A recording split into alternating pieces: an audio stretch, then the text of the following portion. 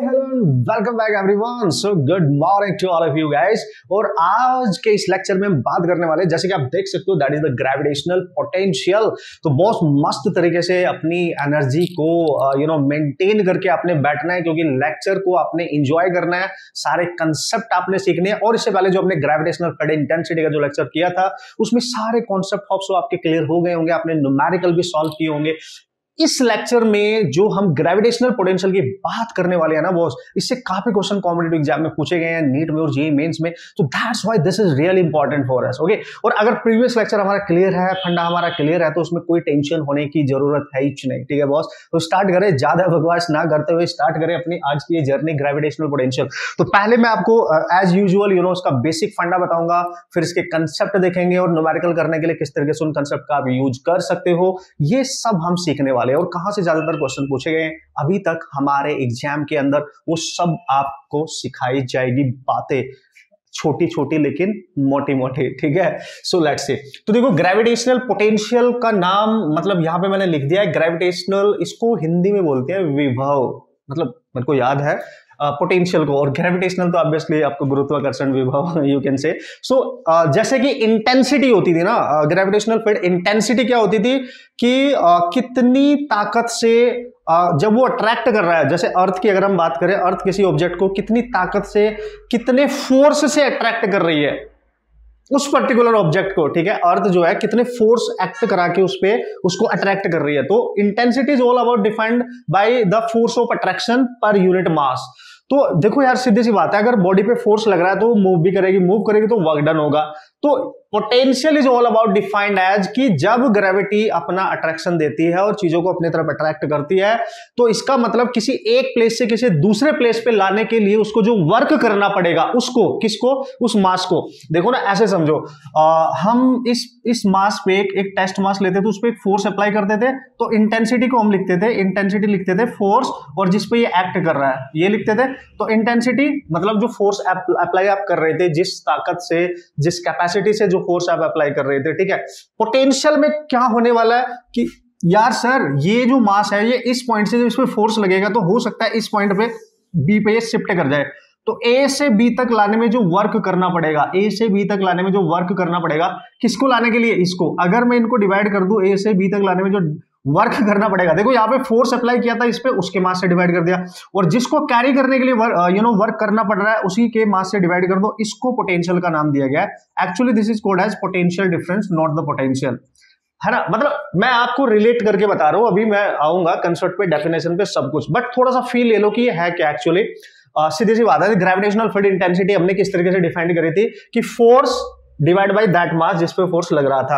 और चूंकि फोर्स लग रहा है तो हम, ऑब्वियस है यार, फोर्स लग रहा है किसी चीज पे तो मूवमेंट तो करेगी, मतलब कहीं ना कहीं उसका जो पोजीशन है वो चेंज तो होएगी। तो सपोज करो ए से बी पे आ गया, तो ए से बी तक आने में अपने आप थोड़ी आ गया, फोर्स लगाना पड़ा, तो डिस्प्लेसमेंट हुआ, डिस्प्लेसमेंट हुआ तो वर्क हुआ। तो इसको कैरी करने में जो वर्क हुआ, यानी work divide by this mass, उसी मास को जिसको कैरी कर रहे हो उसी से डिवाइड कर दो, तो इसको देखो, इसको बोल दिया इंटेंसिटी, इसको बोल दिया पोटेंशियल का difference. Potential, gravitational potential you can से, किस तरीके से डिफाइन करना है ये देखेंगे। ठीक है, तो थोड़ा सा सिग्निफिकेंस क्लियर हुआ होगा कि मैं क्या करने जा रहा हूं, दोनों में डिफरेंस क्या है बेसिकली। ठीक है, दोनों में डिफरेंस क्या है। एक और बेहतरीन चीज, ग्रेविटेशनल फील्ड इंटेंसिटी, अगर इसको मैं सेम मान लूं, बस ये ध्यान रखना कि ये एक वेक्टर क्वांटिटी है और ये पोटेंशियल जो होता है एक स्केलर क्वांटिटी है। ठीक है, ये एक स्केलर क्वांटिटी है। ठीक है, ये एक स्केलर है। ठीक है ना बॉस। अब आते हैं हम अपने कंसेप्ट पे आते हैं और डिफाइन करते हैं ग्रेविटेशनल पोटेंशियल क्या होता है बॉस। तो इंडिविजुअली हम कभी भी ग्रेविटेशनल पोटेंशियल मतलब पोटेंशियल नहीं बोलते हैं, इस बात का आप ख्याल रखेंगे। ठीक है, इसको हम कभी भी पोटेंशियल नहीं बोलते, हम बोलते हैं actually potential difference, potential difference. ठीक है, दिस इज पोटेंशियल डिफरेंस, पहले आपको ये समझना पड़ेगा बॉस। ठीक है, पोटेंशियल डिफरेंस, और डिफरेंस हमेशा किसी दो पॉइंट के बीच में होगा, तो डेल्टा वी से आप डिनोट कर सकते हो। ठीक है, डेल्टा वी से आप डिनोट कर सकते हो। Okay cool. तो कैसे करेंगे सर, देखते हैं ना बॉस कैसे करेंगे। ठीक है, अभी देखते हैं ना। तो पोटेंशियल डिफरेंस को आप कैसे रिप्रेजेंट करने वाले हो, किस तरीके से इसको यूज करने वाले हो, ये सारी चीजें हम देखेंगे। तो जैसे यहां पे देखेंगे, देखो मैंने बोला था ना आपको, इलेक्ट्रोस्टैटिक में, ग्रेविटेशन में सेम चीजें ही चलती आई हैं, चलती रहेंगी। ठीक है, मतलब कॉन्सेप्ट सेम ही रिपीट होने वाले हैं वहां पे, मैक्सिमम कॉन्सेप्ट। ठीक है जी। तो देखो, पहले पोटेंशियल डिफरेंस को सर बना लेते हैं। उसने बोला कि सपोज करो ये एक एक्सिस मैंने ले लिया और इस एक्सिस पे किसी पॉइंट ए पर ये पॉइंट ए है, एक टेस्ट मास मैंने रख दिया है, टेस्ट मास मैंने रख दिया है, let's see this is the test mass, ठीक है। और इस टेस्ट मास को कोई फोर्स अप्लाई करके हम यहां से बी पॉइंट तक मूव कराना चाहते हैं और हम इसको ए से बी तक लेके आ गए, ठीक है। इसको लेके आ रहे हैं ए से बी तक, तो ए इसकी इनिशियल पोजीशन है और बी इसकी कहीं ना कहीं फाइनल पोजीशन है, आप चेक कर सकते हैं, ठीक है। तो ऑब्वियस है यार, इस मास को आप यहां से लेके यहां तक आ रहे हो तो बी पे इसका कुछ पोटेंशियल होगा वीबी, और यहां पे कुछ मान लो उसका पोटेंशियल लेट्स सी वीए, ठीक है। इसका कुछ पोटेंशियल हमने मान लिया है ऐसा, ठीक है। तो बेसिकली पता हो क्या कर रहा है, वो बोलना चाह रहा है कि gravitational potential difference is defined as, मतलब ए से लेके बी पे आए, so this is your final, यानी वीबी माइनस वीए, ठीक है। मतलब इन दोनों का डिफरेंस, तो फाइनल में से इनिशियल वाले को सब्ट्रैक्ट कर दो, इक्वल टू, है ना। मैंने जैसे कि आपको अभी बताया कि ग्रेविटेशनल पोटेंशियल को बिल्कुल वैसे ही डिफाइन किया जाता है कि जब इंटेंसिटी में फोर्स एक्ट कर रहा है और वो किसी मास को अट्रैक्ट कर रहा है तो उसको मूव कराएगा, तो मतलब डिस्प्लेसमेंट देगा, मतलब वर्क तो होगा। सो वर्क डन, है ना, work done to carry the test mass from, या एनी मास जो भी होगा, from one point to another point. तो ए से लेके बी तक जा रहे हो, ठीक है, और किसको लेके जा रहे हो, एम नॉट। बस ये इस तरीके से लिखी गई है इसकी डेफिनेशन, इस तरीके से लिखा गया इसका formula, and that is very important formula actually, ठीक है। अगर कभी भी आपको वर्क डन निकालना पड़े कि एक मास को एक पॉइंट से शिफ्ट कर दिया दूसरे पॉइंट पे लेके जा रहे हैं, तो बताओ कितना वर्क डन करना पड़ेगा, तो वर्क डन यहीं से निकाल सकते हो आप पोटेंशियल डिफरेंस मेथड का यूज करके। तो सपोज करो ए से बी तक लेके जा रहे हो, तो आप लिखोगे एम नॉट, इधर मल्टीप्लाई हो जाएगा into V B minus V A, मतलब यहां से इस फॉर्मूले का यूज करके आप निकाल सकते हो। अब देखो इसी का यूज करके, इसी फॉर्मूले का यूज करके हम डेफिनेशन बिल्ड करेंगे, ठीक है। याद रखना हमेशा पोटेंशियल डिफरेंस होता है, मतलब दो पॉइंट्स जरूरी है, एक से मास को लेके आते हैं दूसरे तक शिफ्ट करते हैं, ठीक है। मतलब दो पॉइंट हमेशा होते हैं, पोटेंशियल डिफरेंस होता है ना कि पोटेंशियल, ठीक है। अब पोटेंशियल हम क्यों बोल देते हैं, क्योंकि एक रेफरेंस पॉइंट हम इन्फिनिटी पे कहीं मान लेते हैं, ऐसी जगह मान लेते हैं जहां पे उसका पोटेंशियल ऑलरेडी जीरो, और रेफरेंस पॉइंट हमेशा इन्फिनिटी वाले पॉइंट को माना जाता है, ठीक है। इस तरीके से आप समझ जाएंगे। तो डेफिनेशन थोड़ी थोड़ी क्लियर हुई कि मैंने क्या लिखा है, कैसे लिखा है एंड ऑल। तो ये फॉर्मूला अल्टीमेट है, ऑसम माना जाता है, क्वेश्चंस न्यूमेरिकल वगैरह करने के लिए बहुत इंपॉर्टेंट माना जाता है। अब देखो दोस्तों, यही से हम डिफाइन करेंगे, ये होप सो आपने लिखा होगा, इसको मैं हटा देता हूं, ठीक है। ओके, सो एक पॉइंट और यहाँ पे डिस्कस करने वाला है कि यार आप उस मास को ए से बी तक लेके जा रहे हो, और जो वर्क कर रहे हो आप ए से बी तक लेके जाने में, ये वर्क हमेशा याद रखना बाय एक्सटर्नल एजेंट होता है, एक्सटर्नल एजेंट, ठीक है। मतलब ये आपको करना पड़ेगा, कोई बंदा इसको लेके जाएगा तो आपको एक्सटर्नली वर्क करना पड़ रहा है, इस बात का आप ख्याल रखेंगे। मतलब this is the work done due to a external by a external agent, ठीक है।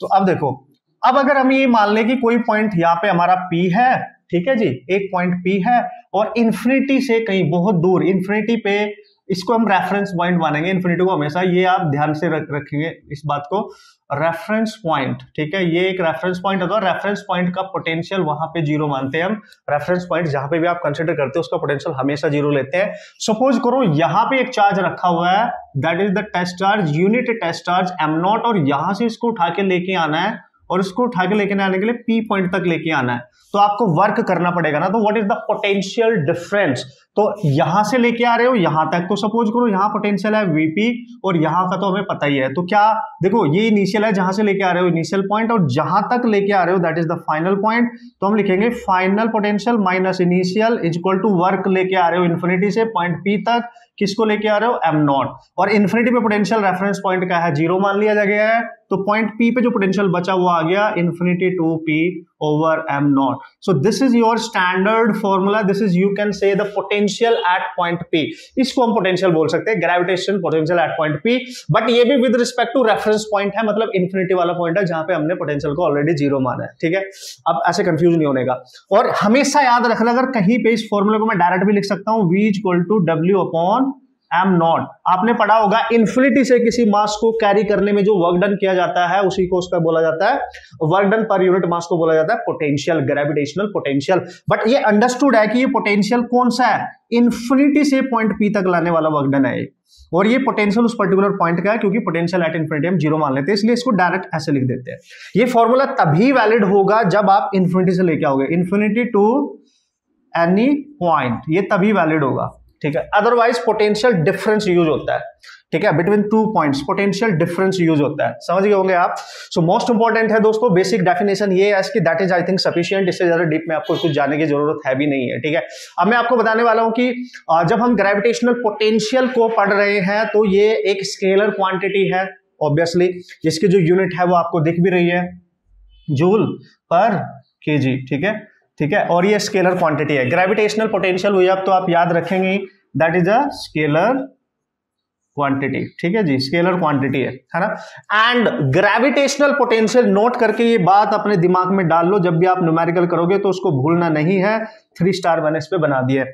Gravitational potential is always negative, ये हमेशा नेगेटिव होता है बिकॉज वर्क, ये जो वर्क है ये वर्क इज नेगेटिव, क्योंकि यहाँ पे जो वर्क डन है वो हमेशा नेगेटिव होता है। क्यों, है ना, क्यों, ठीक है, व्हाई, समझ रहे हो आप, ये मैं भी बताऊंगा आपको, ठीक है, व्हाई दिस इज। सो ये जब न्यूमेरिकल आप सॉल्व करोगे और उसका फॉर्मूला यूज करोगे ग्रेविटेशनल पोटेंशियल का, बस एक चीज याद रखना है, हमेशा नेगेटिव वाला फॉर्मूला यूज, मतलब नेगेटिव साइन के साथ यूज करना है। और वैसे ही जैसे हमने ग्रेविटेशनल फील्ड इंटेंसिटी, मैंने बोला ना, अगर ग्रेविटेशनल फील्ड इंटेंसिटी के सारे कंसेप्ट आपको बिल्कुल बेहतरीन तरीके से क्लियर है तो ये भी हो जाएंगे, वैसे भी हो जाएंगे, नो प्रॉब्लम, हम सीखेंगे मस्त तरीके से। तो 2 कैटेगरी सिमिलरली हम यहाँ पे कंसिडर करने वाले हैं, ठीक है, कौन सी sir, due to a point mass, ठीक है, और due to the uniform distribution of mass, मतलब कुछ बॉडीज की वजह से, जैसे आप बात करोगे स्फीयर की वजह से बात करोगे, ठीक है, यू नो उस तरीके के जो ग्रेविटेशनल पोटेंशियल होगी, यूनिफॉर्म टाइप का जो मास डिस्ट्रीब्यूशन होता है, उसकी हम बात यहाँ पे करने वाले हैं। इस पर्टिकुलर यू नो जो कंसेप्ट हम यहाँ पढ़ रहे हैं इसमें यूज करेंगे उस कंसेप्ट का, ठीक है। तो ये कुछ पॉइंट्स हैं जो हमेशा याद रखने हैं, ठीक है। अब एप्लीकेशन कैसे करना है, इसका यूज कैसे करना है वो मैं बताऊंगा, फिलहाल आप इतना याद रखें इसके बारे में, and that is our basic funda, okay. तो जल्दी से हम देख लेते हैं 1 बाय 1, 2 छोटे से प्यारे से कॉन्सेप्ट है, इसमें से क्वेश्चन आने के काफी चांस होते हैं, जैसे कि मैंने आपको बताया, और धीरे धीरे हम अपने स्टैंडर्ड बेसिक कॉन्सेप्ट की तरफ बढ़ते जाएंगे। कॉम्पिटिटिव जितने भी कॉन्सेप्ट उनको कवर करेंगे, उनके सारे न्यूमेरिकल प्रॉब्लम कवर करेंगे। सो डरने का नहीं बॉस, डराने का, टेंशन लेने का नहीं बॉस, टेंशन देने का तो आप बस देखते रहने का कि क्या कर रहे हैं हम और कैसे कर रहे हैं हम, ठीक है। तो दोनों कैटेगरी अब आप बहुत अच्छे से फैमिलियर हो गए होंगे इनके बारे में। So gravitational potential due to किसकी वजह से सर, अ पॉइंट मास। सबसे पहले ये वाली कैटेगरी देख लेते हैं, जल्दी से देख लेते हैं, वो आपको टेंशन नहीं लेनी चाहिए। तो यूनिफॉर्मली डिस्ट्रीब्यूशन मास, मतलब यूनिफॉर्म जो बॉडीज होती हैं, ठीक है, जिनमें मास का डिस्ट्रीब्यूशन होता है। जैसे हम अगर रिंग की बात करें जिसमें ज्यादा क्वेश्चन आ सकते हैं, या होलो सॉलिड स्फीयर की बात करें, या होलो स्फीयर की बात करें, तो इसकी बात करेंगे जहां से क्वेश्चन वो बना सकता है, ठीक है। ऑब्वियसली यही वाली चीजें हमारे पास। तो सबसे पहले हम बात करेंगे जी पोटेंशियल की, यानी ग्रेविटेशनल पोटेंशियल की। Gravitational potential due to a point mass, due to point mass. तो पॉइंट मास के बारे में आप सब जानते हो, भली भांति जानते हो, नो प्रॉब्लम। तो लेट्स सी गाइस, मेरे पास एक पॉइंट मास है जो मैंने यहाँ पे रख दिया है, ठीक है, और इससे दूर कहीं एक पॉइंट है r distance away, point P है r डिस्टेंस अवे, और इस पे हमें इसकी वजह से पोटेंशियल निकालना है। हमें पता है बहुत अच्छे तरीके से, बेहतरीन तरीके से, कि इस पॉइंट मास की वजह से, पॉइंट का तो पता है ना आपको, जिसके पास मास होगा लेकिन साइज नहीं होगा, इसकी वजह से, ठीक है ना, इसकी वजह से इस पॉइंट पे ग्रेविटेशनल फील्ड इंटेंसिटी क्या होती है वो हमें पता है, तो हम पोटेंशियल भी निकाल सकते हैं। मैं डिराइव तो नहीं करूंगा, मैं डायरेक्ट लिखूंगा, ठीक है। लेकिन होता क्या है बेसिकली, चूंकि हमें पोटेंशियल इस पॉइंट पे निकालना है, तो मैंने बोला था आपको पोटेंशियल डिफरेंस होता है हमेशा। तो अगर आप इन्फिनिटी एक रेफरेंस पॉइंट मान लो जहां पे पोटेंशियल होता है 0, और m नॉट को यहां से लेके आप अगर यहां पे पुट करो, ठीक है, तो इसकी वजह से पहले से एक पोटेंशियल यहां पे बिल्ड हो रखा है, आप इसको वर्क डन कर रहे हो, तो जब ये यहां पे रखोगे तो ये ऑटोमेटिकली इसको अट्रैक्ट कर लेगा, समझ रहा, इस m नॉट मास को ऑटोमेटिकली अट्रैक्ट कर लेगा, ठीक है। अगर ये ऑटोमेटिकली देखो ना, इसके फील्ड में आ गया ना, ये देखो ना, अगर ये पहले इन्फिनिटी पे था तो इसका पोटेंशियल 0 था, लेकिन अगर आप इसको इन्फिनिटी से लेके आए और आपने मान लिया यहां पे रख दिया m नॉट, सपोज करो रख दिया, तो यार ये वाला जो मास है अपनी इंटेंसिटी अप्लाई करके इसको ऑटोमेटिकली अट्रैक्ट कर ही लेगा, मतलब इस पे ग्रेविटेशनल फोर्स इधर को एक्ट करा ही लेगा, तो हमें इसको यहां से आगे वर्क करने की जरूरत ही नहीं है, ठीक है। समझ रहा मैं क्या बोलने की कोशिश कर रहा हूं। जब ये इन्फिनिटी पे था तो नो प्रॉब्लम एट ऑल, इस पे कोई टेंशन ही नहीं थी, वैसे इसका पोटेंशियल 0 था, लेकिन जैसे हमने इन्फिनिटी से लेके आए, वर्क किया और यहां पे रख दिया, सपोज करो, तो अब अगर आपने यहां रख दिया और ये मास ऑलरेडी यहां पे रखा है, तो इसका फील्ड है ऑलरेडी यहां पे, ऐसे समझो, इसका ऑलरेडी फील्ड है यहां पे इसका, तो उस फील्ड की वजह से ये इसको फोर्स अप्लाई करके ऑटोमेटिकली अट्रैक्ट कर रहा है। तो अगर ये अट्रैक्ट कर रहा है तो ये इधर को भागने की कोशिश करेगा, तो इसको स्लो मोशन देने के लिए, यानी ये एक स्लो प्रोसेस होता है, ध्यान देना, स्लो प्रोसेस में ये डेफिनेशन डिफाइन की जाती है, मतलब वेलोसिटी को कांस्टेंट करना होता है, वेलोसिटी को कांस्टेंट करना होता है, ऐसे नहीं है तुरंत एक्सेलरेट करके भागने लगे। तो आपको चूंकि इसके फील्ड में आपने इसको राके रखा है तो ये ऑटोमेटिकली इसको अट्रैक्ट करके आगे लेके जाएगा, तो आपको वर्क डन करने की जरूरत है ही नहीं।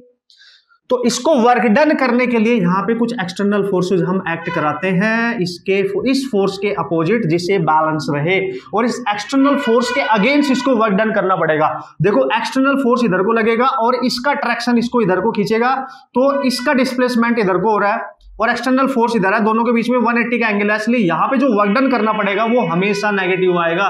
इसलिए ग्रेविटेशनल पोटेंशियल हमेशा नेगेटिव होता है। आप डिराइव करो या ना करो, आप कंसेप्ट से ही समझ जाओ। समझ गए?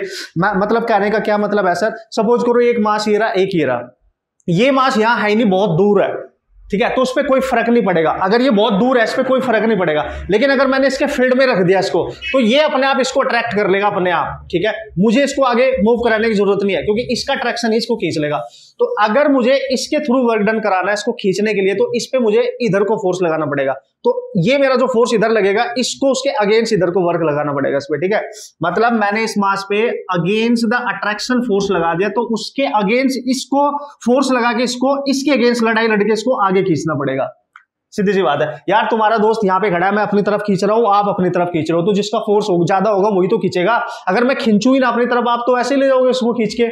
तो मैं अपोज कर रहा हूं, मतलब ये एक्सटर्नल फोर्स इसका अपोज कर रहा है, और अपोज करने के लिए जो वर्क डन यहां पे करना पड़ेगा इसको अट्रैक्ट करने के लिए, वो हमेशा नेगेटिव आएगा, क्योंकि फोर्स इधर, डिस्प्लेसमेंट इधर, 180 डिग्री का एंगल होता है, और वर्क डन आपको पता ही है एफ एस कॉस थीटा आप लिख सकते हो, और cos थीटा 180 माइनस हो जाता है। तो हमेशा याद रखना ग्रेविटेशनल पोटेंशियल में वर्क डन नेगेटिव है तो पोटेंशियल हमेशा नेगेटिव होगा। तो जब हम इसका डेरिवेशन करेंगे इस पॉइंट तक लाने के लिए, ठीक है, आर डिस्टेंस है जो इस पॉइंट मास से दूर रखा है, तो इस पॉइंट पर जो पोटेंशियल आएगा डिराइव करने के बाद माइनस जी, और ये पॉइंट मास और इसकी डिस्टेंस इस पे डिपेंड करेगा, एंड डिराइव करने के बाद ये आएगा। बस आपने डायरेक्ट याद रखना है कि this is the formula for point mass, है ना, ग्रेविटेशनल पोटेंशियल ऐसे लिख सकते हो, ग्रेविटेशनल पोटेंशियल फॉर या ड्यू टू या फॉर अ पॉइंट मास के लिए है ये, और ये एक पॉइंट मास है, तो ये उस पॉइंट मास पे भी डिपेंड कर रहा है और उसकी डिस्टेंस पे भी डिपेंड कर रहा है कि कितनी दूर उस पॉइंट पर जिस पे पोटेंशियल निकालना है वो कितनी दूर है, और ये नेगेटिव होगा हमेशा। ये नेगेटिव क्यों हुआ? क्योंकि ये वर्क डन नेगेटिव होता है हमारे हमेशा, ठीक है, ये अगेंस्ट दैट एक्सटर्नल जो फोर्स अप्लाई किया उसके अगेंस्ट करना पड़ता है आपको। That's why gravitational potential always taken as negative. ये गलती से भी मत बोलना न्यूमेरिकल करते समय, ठीक है, very important concept, so you have to remember this concept directly. Derive मैं नहीं कर रहा हूं, डिराइव अगर करना होगा तो कर सकते हैं। कैसे सर? देखो, अगर मैं देखो इस पॉइंट पे जो इंटेंसिटी होती थी वो क्या होती थी? इंटेंसिटी होती थी किसी पॉइंट की वजह से होती थी minus G M upon R square, याद है आपको? यही होती थी। माइनस क्यों लिया सर आपने? अट्रैक्टिव नेचर की वजह से, ठीक है, अट्रैक्टिव नेचर की वजह से माइनस लिया। तो अगर आपको एक रिलेशन याद हो, E equal to minus DV over D R, ये अगर ये रिलेशन वैसे तो याद होगा, मैं आगे इसको बताऊंगा अभी। This is the negative potential gradient, यानी डीवी ओवर डी आर, यानी differentiation of potential with respect to R position, ये होता है। यहां से डीवी निकाल सकते हैं इंटीग्रेट करके, तो ये आ जाएगा, नो प्रॉब्लम एट ऑल, है ना, निकाल लेंगे, बस ई की वैल्यू पुट कर देंगे, ये वाली यहाँ पे इंटीग्रेट कर लेंगे इन्फिनिटी से आर तक, और हमारा आंसर बन जाएगा। एक तरीका तो यह है, एक दूसरा एनालिटिकल तरीका भी होता है, बट आपको करने की जरूरत नहीं है, आपने डिराइव थोड़ा ही करना है। ये रिलेशन पे मैं आगे बताऊंगा, ये बस थोड़ा सा याद रखना क्योंकि बहुत काम का रिलेशन है। अगर यहां से इलेक्ट्रिक फील्ड निकालना है तो पोटेंशियल को डिफरेंशिएट करना है विद रिस्पेक्ट टू आर, आ जाएगा। अगर वी निकालना है तो आप देखो इसको लिख सकते हो, वी इक्वल टू, इसको इधर मल्टीप्लाई करो, minus E into D R हो जाएगा, इंटीग्रेट कर देंगे जहां से जहां भी करना होगा, v1 से v तक, और यहाँ पे r1 से r2 तक, और e की वैल्यू पुट करके r1 से r2 तक इंटीग्रेट करके यहाँ से v निकाला जा सकता है। And this is the formula you have to remember, क्योंकि आगे थोड़ा सा यूज हो सकता है ना। डिराइव तो मैं कहीं भी नहीं करूंगा क्योंकि कॉन्सेप्ट हम सीख रहे हैं competitive, so that's why derivation तो हम नहीं करने वाले, डायरेक्ट फॉर्मूला और कंसेप्ट। तो ये एक एग्जांपल मैं आपको करा देता हूं कि जिससे कि पॉइंट मास की वजह से जो पोटेंशियल होता है उसका फॉर्मूला आपको अप्लाई करने आ जाए। बस इतना आपको पता होना चाहिए कि उसका पॉइंट मास की वजह से जो फॉर्मूला है वो किस तरीके से अप्लाई करना है। क्वेश्चंस करने के लिए जो अच्छे वाले क्वेश्चंस आएंगे उनको किस तरीके से आप सॉल्व करेंगे, ठीक है। तो एक एग्जांपल हम यहाँ पे ले लेते हैं सिंपली, ओके। मैंने क्या किया है, एक एग्जांपल और एक ट्रायंगल शेप मैंने ले ली है, इसके हर वर्टेक्स पे एक पॉइंट मास रख देते हैं। पॉइंट मास में भी आप अलग अलग मास ले सकते हो, मे भी आप सेम मास ले सकते हो, मैं अलग अलग लेके बता रहा हूँ आपको। That is m, and that is 2m let's see and that is 3m let's see. ठीक है, उसने बोला इसके सेंटर पे, इसका जो सेंटर है, इसकी जो साइड है ईच वो A है, और इसके सेंटर पे टोटल पोटेंशियल फाइंड करो due to all the point 3 point masses. ठीक है, सो बेसिकली तो उसने क्लियर बोला है कि भाई सेंटर पे निकालना और ये सारे पॉइंट मास है। तो हमें पता है ग्रेविटेशनल पोटेंशियल पॉइंट मास की वजह से क्या होता है, फॉर्मूला क्या होता है ना, और किस तरीके से यूज करना है। चूंकि ये स्केलर क्वांटिटी है, सबसे पहले ये एक स्केलर क्वांटिटी है, तो जितने भी पॉइंट मास होंगे, अगर बहुत सारे पॉइंट मास है और किसी पर्टिकुलर पॉइंट पे आपने पोटेंशियल कैलकुलेट करना है तो सबको ऐड करना है डायरेक्ट। तो जैसे सेंटर पे निकालना है अगर, तो उसके सेंटर पे हम लिखेंगे किसी जो फर्स्ट वाला उसकी वजह से, सेकंड वाले की वजह से, थर्ड वाले की वजह से, एंड सो ऑन, ऐड करना है सबको। ठीक है ना, सबको ऐड करना है, नो प्रॉब्लम एट ऑल। तो पहला इसको मान लो, इसको सपोज करो फर्स्ट है, ये सेकंड है और ये थर्ड है, तो इसकी वजह से पोटेंशियल यहाँ पे क्या होगा, देखो भाई पोटेंशियल का जो फॉर्मूला होता है पॉइंट मास की वजह से जो होता है वो -gm/r होता है। मतलब जिस मास की वजह से आप पोटेंशियल निकाल रहे हो उस पॉइंट पे, वो मास चाहिए और उस मास की उस पॉइंट तक की डिस्टेंस चाहिए। ये दो चीजों पे आपने बस फोकस करना होता है। तो जो पहले वाला मास है वो ये है, तो -gm ओवर इसकी डिस्टेंस यहां से यहां तक डायरेक्ट ज्वाइन करेंगे, ये वाली चाहिए। ठीक है, ये डिस्टेंस चाहिए आपको।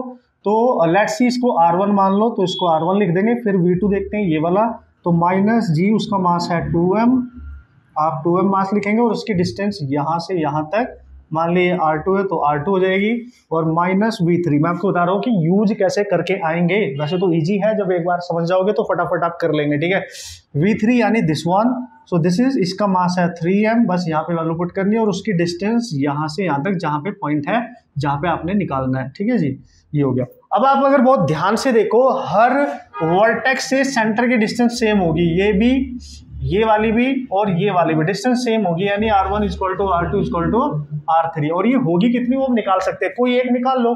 तो इस सेंटर से इस वाली साइड पे एक परपेंडिकुलर ड्रॉप करो। आपको पता है ये इक्विलेटरल ट्रायंगल है, इसकी साइड 60 है तो एंगल 30 डिग्री होगा। तो हमें ये चाहिए, तो ये वाला ट्रायंगल देखो, ये वाला, तो यहां से यहां तक की डिस्टेंस होगी a/2, ये वाली। ठीक है, इस साइड की हाफ, क्योंकि ये टोटल साइड a है ना। तो यार हमें चाहिए 90 के सामने ये हाइपोटेन्यूस चाहिए, और 90 के सामने है और ये इसका बेस है, तो cos 30 यूज कर लो ना, तो बेस हो जाएगा a/2 और हाइपोटेन्यूस है इसका r1, तो cos 30 को लिखोगे √3/2 और ये इधर से a/2 r1, ये हो गया कैंसिल। तो r1 आप देख सकते हो √3/a, ये आ गया। ठीक है, this is your value of r1। तो देखो यहाँ पे आप पुट करेंगे, -gm सब में से कॉमन आ रहा है। ठीक है सर, और ये जो r1 r2 r3 ये सब सेम है, ये बाहर ले लो। यहाँ पे क्या बच जाएगा, पूरा पूरा बाहर आ गया, तो 1 बचेगा, यहाँ पे 2 बचेगा, यहाँ पे 3 बचेगा, माइनस साइन मैंने बाहर ले लिया। ठीक है, तो -gm और 3 2 5 6, तो 6 आ गया ओवर r की वैल्यू ये रही √3/a, a ऊपर जाएगा, तो you can write -6gm × a/√3। इसी तरीके से आप इसको लिख सकते हैं। अगर और सॉल्व करना है इसको, √3 से ऊपर मल्टीप्लाई, नीचे मल्टीप्लाई करके, और 2√3 आप इसको लिख सकते हो gm × a। ठीक है, एक मिनट, ये मैंने गलत लिख दिया है। r1 निकालूंगा तो नीचे आएगा, तो r1 आएगा a/√3। ठीक है, बताया नहीं आप लोगों ने, a/√3। सो r की जगह वैल्यू पुट करोगे तो a नीचे आएगा, √3 ऊपर जाएगा बॉस। ठीक है, √3 ऊपर जाएगा, मतलब -6 √3 gm over a। This should be your answer with minus sign. Okay, तो फाइनल आंसर आपका सेंटर पे ये होने वाला है in this particular situation. So this is how you can apply the concept. You just apply this formula particularly, to solve the numerical problem. ये कब use हो रहा है, जब ये पॉइंट मासेस है ना। ये कब यूज हो रहा है, जब ये पॉइंट मासेस है। इस तरीके से बहुत सारे क्वेश्चन यार आपको गिवन होंगे, आप आराम से उनको सॉल्व कर सकते हो, इसमें कोई पंगे वाली बात नहीं है। बस उस पॉइंट पे फोकस करो जहां पे पोटेंशियल निकालना है, और how many number of point masses there, सबकी वजह से निकालो, और हर एक मास से उस पॉइंट तक की डिस्टेंस निकालो, फॉर्मूला में पुट करो, ऐड कर दो सबको, क्योंकि अलजेब्रिकली स्केलर क्वांटिटी है तो डायरेक्ट ऐड हो जाएंगे, तो नो प्रॉब्लम एट ऑल। ठीक है, अब चलेंगे हम नेक्स्ट कंसेप्ट की तरफ। तो मैंने आपको अप्लाई करना बता दिया कि अप्लाई कैसे करते हैं इस टाइप का। इस पे कोई डायरेक्ट क्वेश्चन आया तो किस तरीके से आएगा। अच्छा, एक क्वेश्चन मैं और करा देता हूँ, डोंट वरी, एक क्वेश्चन मैं और करा देता हूँ। ओके, तो इसको एक क्वेश्चन और कर लेते हैं मस्त तरीके से, तो आपको और अच्छे से अप्लाई करना आ जाएगा। एक कंसेप्ट वैसे तो बेसिक से आपको समझ आ गया होगा कि किस तरीके से यूज करना है। मेन है यार, देखो किसी भी कंसेप्ट को पढ़ने के बाद, उसके फॉर्मूले को सीखने बाद उसका यूज करना, उसको how to use that formula to solve the numerical problem. एक क्वेश्चन मैं और ले रहा हूँ, हियर इज द क्वेश्चन। आप क्वेश्चन को जल्दी से पढ़ लेंगे बढ़िया तरीके से, क्या बोला गया है। और इस टाइप के क्वेश्चन ऑलरेडी मैं फोर्स वाले कंसेप्ट में आपको बता चुका हूं कि ये कंडीशन आगे भी आएगी।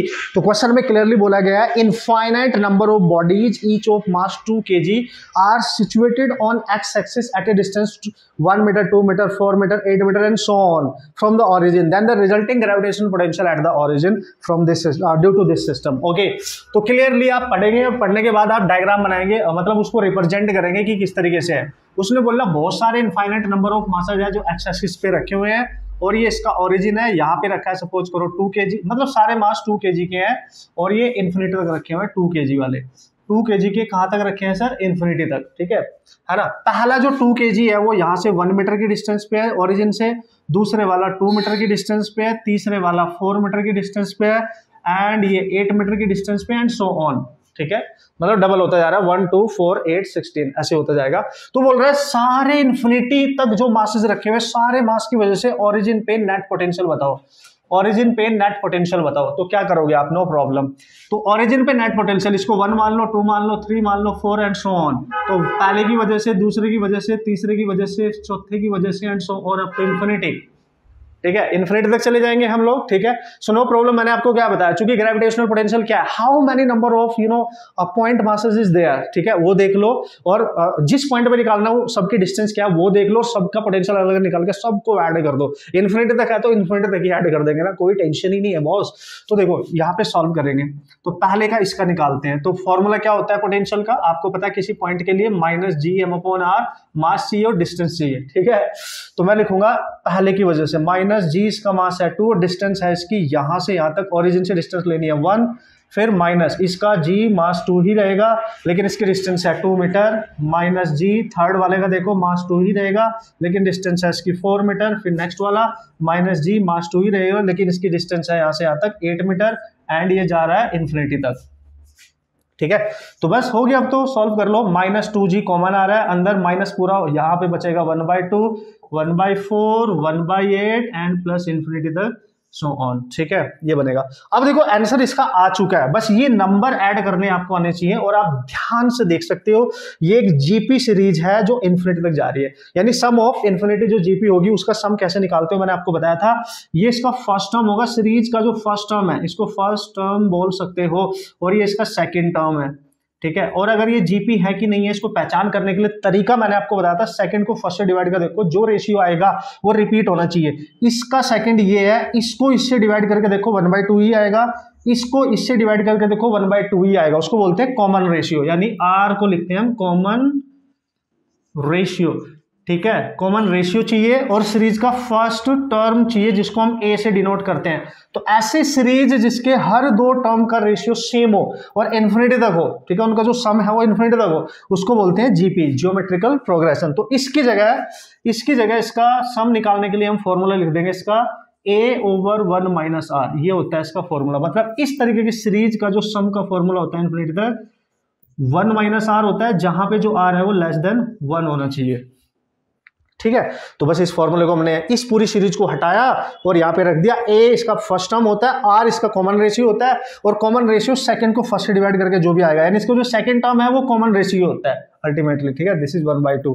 तो देख सकते हो आप 1/2 को 1 से डिवाइड करो तो r आ गया इसका 1/2 और a इसका जो फर्स्ट टर्म है पूरी सीरीज का जो पहला नंबर है वो 1 ले लेंगे, यहाँ पुट करेंगे आपका आंसर आ जाएगा। तो v0 -2g × 1 - 1/2, 2 ऊपर जाएगा, हाफ बचा है ना -4g, this is your answer. यानी नेट जो पोटेंशियल होगा यहाँ पे ओरिजिन पे वो 4g के इक्वल होगा और 4g का जमाना तो जा चुका है, 5g आ चुका है, ओके। बट हमारा जो आंसर निकल के आया that is -4g। So here we go, this is the type of problem जो आप आराम से सॉल्व कर सकते हो। देखो ये क्वेश्चन सॉल्व करना is not a typical job. Question में जो कंसेप्ट है उसको समझना है, उसकी मैथमेटिक्स को समझना है और फॉर्मूले को कैसे अप्लाई करना है, एक बार ये सीख लो। बस यही मेरा टारगेट है यार आप लोगों को सिखाने का। बाकी क्वेश्चन का सॉल्यूशन तो आप कहीं से भी देख सकते हैं, बट उसको अप्रोच कैसे करना है, फॉर्मूले को यूज कैसे करना है, ये मेरा मुद्दा है मेन, कि मैं ये आपको सिखा पाऊं, ठीक है। अब आगे बढ़े, अब नेक्स्ट कॉन्सेप्ट पे चले। पॉइंट मास को हमने सीख लिया, समझ लिया, कबड्डी खेल लिया हमने उसके साथ, ठीक है। अब नेक्स्ट जो हमारे पास कंसेप्ट है उसको जल्दी से देखते हैं, उसके न्यूमेरिकल देखते हैं जो काफी हमारे एग्जाम में ऑलरेडी पूछे गए हैं, ओके वो सो अब वो एग्जांपल हम यहाँ पे ले लेते हैं, वो कंसेप्ट यहाँ पे हम डिस्कस कर लेते हैं फटाक से जल्दी से, जिसमें मास का डिस्ट्रीब्यूशन यूनिफॉर्म टाइप का होता है, मतलब किसी पर्टिकुलर बॉडी के पोटेंशियल की हम यहाँ पे बात करने वाले, जस्ट लाइक मैंने आपको बताया था, ring, solid sphere, hollow sphere, और ये हमारे लिए इंपॉर्टेंट भी होने वाला है कहीं ना कहीं। ओके, तो सबसे पहले मैं बात करूंगा ग्रेविटेशनल पोटेंशियल। कौन सा पोटेंशियल? ऑब्वियसली हम ग्रेविटेशनल पोटेंशियल की बात कर रहे हैं, किसकी वजह से? Due to a ring. ठीक है, एक रिंग है और ये यूनिफॉर्मली मास का जो डिस्ट्रीब्यूशन होगा, ऐसे नॉन यूनिफॉर्म नहीं हम मान रहे हैं, हम इसको यूनिफॉर्म मान के चल रहे हैं। ठीक है जी, तो एक रिंग होगा सर, ठीक है, और कहां पे कैलकुलेट करना है सर? एट अ पॉइंट, एक ऐसे पॉइंट पे निकालना है ऑन इट्स एक्सियल एक्सिस। ठीक है, ठीक है जी, एक्सियल एक्सिस की मैं बात करने वाला हूं यहाँ पे, ग्रेविटेशनल पोटेंशियल की जो हम यहाँ पे बात कर रहे हैं। ठीक है, तो वैसे ही रिंग को लिख लो, बिल्कुल ये रिंग देखो आपने बना लिया है, और हमने जो पॉइंट निकाल, जिस पॉइंट पे हमने ग्रेविटेशनल पोटेंशियल निकालना उसके एक्सियल एक्सिस पे होगा, मतलब कुछ ऐसे। इतना तो आप समझ जाएंगे अब, क्योंकि इससे पहले हमने फील्ड इंटेंसिटी भी निकाली थी। सो रिंग है ये, जिसकी जो रेडियस है वो r होगी, और रिंग का जो मास होगा वो m होगा। ये रिंग का सेंटर होगा O। ठीक है, तो इसके सेंटर से कहीं इसकी एक्सियल एक्सिस पे पॉइंट P पर जो x डिस्टेंस अवे होगा, इसके सेंटर से देखने पे x डिस्टेंस अवे होगा। ठीक है, यहां पे ग्रेविटेशनल पोटेंशियल निकालना है, ये आपने ध्यान देना है इस बात पे। ठीक है, तो जब भी आप इस तरीके की सिचुएशन की दोस्तों बात करते हैं और इसको डिराइव करना पड़ेगा, छोटा सा एलिमेंट लेके, हम उसको डिराइव नहीं करेंगे, मैं आपको डायरेक्ट बता रहा हूं कि किस तरीके से आपने इसको सॉल्व करना है।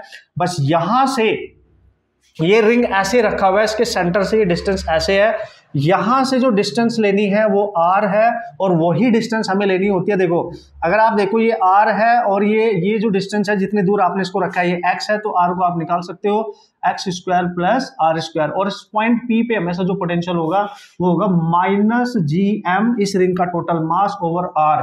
तो VP जो होगा माइनस GM, और r की वैल्यू हमेशा R square plus X square रहेगी। इसको सॉल्व करने की जरूरत नहीं है, आप इसको डायरेक्ट याद रखें तो आपका टाइम बचेगा। बस आपको अप्लाई करना, ये फॉर्मूला आना चाहिए। ठीक है, एक रिंग की वजह से एक्सियल पॉइंट पे जो ग्रेविटेशनल पोटेंशियल आएगा वो हमेशा ये होगा, और ये माइनस में होगा। ये तो मैंने आपको बता रखा है, हर पोटेंशियल आपने नेगेटिव लेना है। ठीक है, हर पोटेंशियल आपने नेगेटिव लेना है। तो GM over under root r is the radius of the ring, x is the distance of the point from the centre of this ring. Okay, ये रहा इसका फॉर्मूला। जब भी रिंग की बात करेगा मतलब आपने ये याद रखना है, नो प्रॉब्लम एट ऑल। ठीक है, आप इतना याद रख सकते हैं। अब दोस्तों देखो, अगर इस पॉइंट को मैं धीरे धीरे पास लेके आऊं तो ये x कम हो रहा है, x कम हो रहा है, यहां पे रख दूंगा तो x और कम हो जाएगा। कोई डिस्टेंस सेंटर से लेते हैं, यहां पे और कम हो जाएगा। अगर देखो यहां से इतना कम हो गया, अगर इस पॉइंट को मैं सेंटर पे रख दूं तो एट सेंटर, है ना, अगर आपसे पूछिए सेंटर, अगर रिंग के सेंटर पे ही पॉइंट पे हम निकाले, एट सेंटर निकाले, तो x 0 हो रहा है। जब भी x 0 की बात करें वो तो सेंटर पॉइंट होता है, और सेंटर पॉइंट पे पोटेंशियल क्या होगा, इसके सेंटर पे पोटेंशियल क्या होगा, x 0 रख दो तो माइनस GM अपॉन r होगा। आप देख सकते हो माइनस GM अपॉन r होगा। एक ये पॉइंट याद रखना है, यानी रिंग की वजह से उस रिंग के ही सेंटर पर जो ग्रेविटेशनल पोटेंशियल होता है वो हमेशा नेगेटिव GM अपॉन r होता है, मतलब उसकी मास और उसकी रेडियस पे डिपेंड करेगा। लेकिन अगर सेंटर से अवे पॉइंट है तो हमेशा फिर ये फॉर्मूला यूज होगा, मतलब वो डिस्टेंस x कितनी दूर है वो पॉइंट, वो डिस्टेंस भी आपने लेनी पड़नी है। ठीक है, मोस्ट इंपॉर्टेंट। एक केस तो आपने ये लिखना है कि एट सेंटर। दूसरा केस क्या है, अगर हम ये मान ली पॉइंट इसके क्लोज ना आके इससे दूर जा रहा है, ठीक है, इससे दूर जा रहा है, बहुत दूर जा रहा है, ठीक है, बहुत दूर चला गया, ये पॉइंट बहुत दूर ले लिया मैंने। ठीक है, मतलब जो x की वैल्यू है यहां से देखने पर ये जो x होगी, if that x is very very very very greater than to r, उसकी रेडियस से बहुत बड़ी हो जाए, तो जब मैं बहुत दूर रख दूंगा तो दूर से देखने पे रिंग ये छोटा सा नजर आएगा, यानी सारा रिंग का मास सेंटर पे नजर आएगा। यानी दूर वाले पॉइंट के लिए जब वो कभी बोले कि x बहुत लार्ज है रेडियस के कंपैरेटिवली, तो इस कंडीशन में जो रिंग होगा it will act just like a point मास। इसको एक पॉइंट मास आप मान लेंगे, इसको एक पॉइंट मास मान लेंगे, और अगर आप इसको एक पॉइंट मास मान लेंगे तो यहां पे जो आपका आंसर आने वाला है सिंपली वो कितनी दूर है, तो यहां से आप यहां से भी बना सकते हो, आप यहां से भी बना सकते हो। देखो, तो वो जो डिस्टेंस है उस पॉइंट की जो भी होगी x, ठीक है, पॉइंट मास के लिए r ले लो, स्मॉल r ले लो, उस x डिस्टेंस को जैसे हम लिखते थे ना, पॉइंट मास के लिए क्या लिखते थे हम, ग्रेविटेशनल पोटेंशियल लिखते थे माइनस GM अपॉन वो जो डिस्टेंस होती थी r, तो r की जगह बस यहां क्या लिख देंगे, माइनस GM अपॉन x। तो ये पॉइंट की तरह काम करेगा, ठीक है। Gravitational potential due to a ring at a very far point बिल्कुल वैसे ही एक्ट करता है जैसे एक पॉइंट मास एक्ट करता है। सिंपल आप ऐसे याद रख सकते हैं। यहां से आप x को कॉमन ले लो, जब आप x को कॉमन लोगे ना तो x स्क्वायर जब रूट से बाहर आएगा तो x आएगा और r square by x square हो जाएगा, तो ये वाला टर्म कैंसिल होके वही बचेगा, मतलब 1 बचेगा अंडर रूट में, ये कैंसिल हो जाएगा तो ये बच जाएगा आपके पास, सिंपली ये, ठीक है। तो ये याद रखने रिजल्ट मतलब यूज हो सकते हैं हमारे एग्जाम में, आप इनको यूज कर सकते हो। ये रहा रिंग की वजह से किसी एक्सियल पॉइंट पे, सेंटर पे ये रहा, और किसी फारदेस्ट पॉइंट पे तो बिल्कुल -gm/r ही लेना है। r is the distance from that point, क्योंकि रिंग पॉइंट की तरह काम करना स्टार्ट कर देगा। इस पे डिपेंडेंट कुछ क्वेश्चंस मैं आपको सॉल्व कराऊंगा, नो प्रॉब्लम एट ऑल। पहले सारे कंसेप्ट में यहाँ पे डिस्कस कर लेता हूँ कि कौन कौन से कंसेप्ट है यूनिफॉर्म डिस्ट्रीब्यूशन ऑफ मास में। जैसे कि हमने रिंग में देखा, वैसे ही हम बात करेंगे सॉलिड स्फीयर की, वैसे ही हम बात करेंगे हॉलो स्फीयर की, और वहीं से क्वेश्चन ज्यादातर आए हैं, देखे गए हैं, पूछे गए हैं। ओके, चले अब जल्दी से बढ़े आगे मस्त तरीके से। ओके, एक एग्जांपल इसमें मैं करके दिखा देता हूं कि किस तरीके से क्वेश्चन पूछा जा सकता है। Okay, so here we go, this is the your first example. Apply करना सीख लेते हैं यार। आप बोलोगे यार सर आपने अप्लाई करना तो सिखाया ही नहीं है, तो देख लेते हैं कि किस तरीके से अप्लाई करना है। सो दिस इज द एग्जांपल, और उसने एक रिंग बनाया, रिंग से के सेंटर से r डिस्टेंस अवे कोई पॉइंट P है, जहां पे उसने पूछा gravitational potential, find the gravitational potential due to ring at a distance r from its centre, मतलब पॉइंट P पे निकालना है। तो पॉइंट P पे जो कि इसकी एक्सियल एक्सिस पे रखा हुआ है, हमने बेबी फॉर्मूला पढ़ा था -gm/√में r² प्लस x स्क्वायर। इसको याद रखना भी इजी है ना, नहीं याद रखना भी इजी है। अगर डिस्क होती तो थोड़ा टिपिकल होता है याद रखना, बट रिंग के लिए इजी है। तो बस ये x देखो सेंटर से कितनी दूर पूछ रहा है, और x की वैल्यू यहाँ r के यानी r के इक्वल है, यानी इसकी जो रेडियस के इक्वल है, ठीक है। तो आप लिखेंगे -gm/√में r, रेडियस पहले से, x की भी वैल्यू आ रही है, तो आप लिख सकते हैं इसको -gm/√में 2r², रूट 2 तो रहेगा लेकिन r रूट से बाहर आ जाएगा, तो -gm/√2 into r। This is your potential in this situation at that point. तो इस तरीके से क्वेश्चन कुछ भी पूछा जा सकता है, किसी भी टाइप का क्वेश्चन आ सकता है, आराम से उसको हैंडल कर सकते हैं, सॉल्व कर सकते हैं। बस आपको कंसेप्ट पता होना चाहिए, एज वेल एज आपको उसका फॉर्मूला भी अप्लाई करना आना चाहिए। ओके मैन, ठीक है, कर लोगे ना बॉस? तो हाँ, यस, इस तरीके से आप अपना फॉर्मूले को अप्लाई करना सीखना है, मतलब बस ये ध्यान रखना है इस चीज का, ठीक है। इस चीज का आपने ध्यान रखना है कि किस तरीके से आप क्वेश्चन को सॉल्व कर सकते हो, किस तरीके से आप चीजें बना सकते हो, ठीक है बॉस। ओके, सो ये जो कंसेप्ट मैं यहाँ पे डिस्कस करने वाला हूँ, ऑब्वियसली ये बहुत इंपॉर्टेंट होने वाला है, क्योंकि जितने भी क्वेश्चन अभी तक देखे गए हैं वो इसी के कंसेप्ट पे अभी तक क्वेश्चन ज्यादातर पूछे गए हैं। तो हर टाइप का क्वेश्चन अगर आपको कंसेप्ट समझ में आ जाता है, ग्राफिकल क्वेश्चन हो या फिर न्यूमेरिकल टाइप का क्वेश्चन हो, आप आराम से सॉल्व कर सकते हैं कंसेप्ट को समझने के बाद। ग्रेविटेशनल फील्ड इंटेंसिटी हमने इन सब की पढ़ी थी, अगर वो पता है तो इसमें अप्लाई करके हम जल्दी से डिराइव कर सकते हैं, पर मैं डायरेक्ट आपको तरीके बताऊंगा कि आप किस तरीके से यूज करेंगे। So G potential means gravitational potential due to a hollow sphere. हम एक स्फेरिकल सेल की बात कर रहे हैं, यहाँ पे एक होलो स्फीयर है, देखो भाई, सिमिलरली वैसे ही बना लो। तो सपोज करो here we go and go, let's see, इसका सेंटर है and this is the radius and इसका जो मास है वो m है। वही सेम पॉइंट आपने कंसीडर कर लेने हैं, सेंटर से लेके इंटरनल पॉइंट, सरफेस वाला पॉइंट ले लो उसका, और इसका आउटसाइड पॉइंट ले लो, ठीक है जी, आउटसाइड पॉइंट। तो डिस्टेंस हमेशा सेंटर से मेजर करनी है। अगर आप किसी इंटरनल पॉइंट की बात कर रहे हैं, मतलब इसके सरफेस के अंदर ये वाला जो पॉइंट होगा, सपोज करो ये ए मान लो, और जो सरफेस वाला पॉइंट है इसको बी मान लो, और ये जो पॉइंट है इसको सी, आउटसाइड पॉइंट मान लेना। तो जब हम आउटसाइड पॉइंट पे पोटेंशियल की बात करेंगे, यानी सेंटर से देखने पे कितनी दूर होगा, इसकी डिस्टेंस इसकी रेडियस से ज्यादा होगी, इसलिए इसको आउटसाइड पॉइंट कहा जाएगा, ठीक है, आउटसाइड पॉइंट का नाम दिया जाएगा।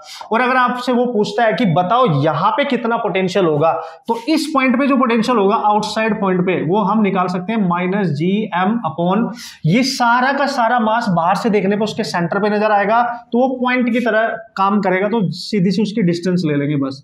आपको मैंने पहले बताया, जब हम ग्रेविटेशनल फील्ड इंटेंसिटी की बात करें या फिर पोटेंशियल की बात करें, सरफेस पर और आउटसाइड पॉइंट पे हर सिचुएशन में, जैसे हम पोटेंशियल की बात करें तो पोटेंशियल सेम रहने वाला, चाहे वो सॉलिड स्फीयर हो चाहे हॉलो स्फीयर हो।